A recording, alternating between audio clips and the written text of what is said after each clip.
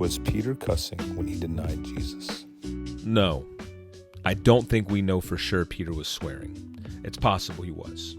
Now, I don't want to make a case that using bad language is okay. I think Ephesians 4 is very clear. Let no unwholesome talk come out of your mouth.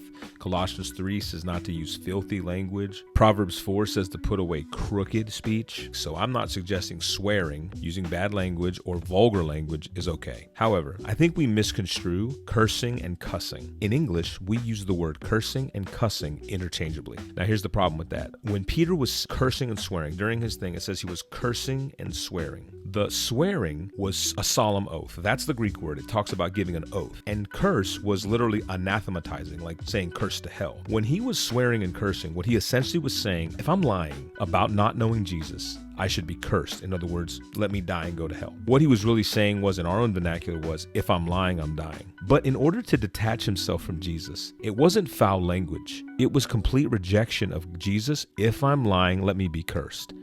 It was worse.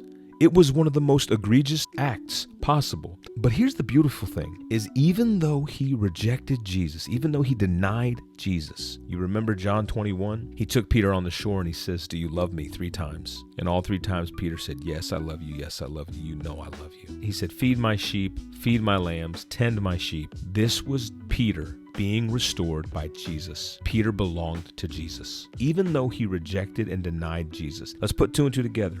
If I'm lying, I should be cursed. Peter lied. Peter should have been cursed. And Jesus says, no, I will lift the curse. You belong to me. My point, just to summarize all of this, is I'm not going to argue using foul language is okay. We have to define foul language. That's a whole other conversation for a whole other time. Peter using foul language as an argument to say this is why you shouldn't use foul language, I think is weak, because there's no guarantee he was actually using foul language. He was swearing to say that if I'm lying, I should be cursed. But thank God, Jesus did not let it happen. He freed Peter by his work. Amen.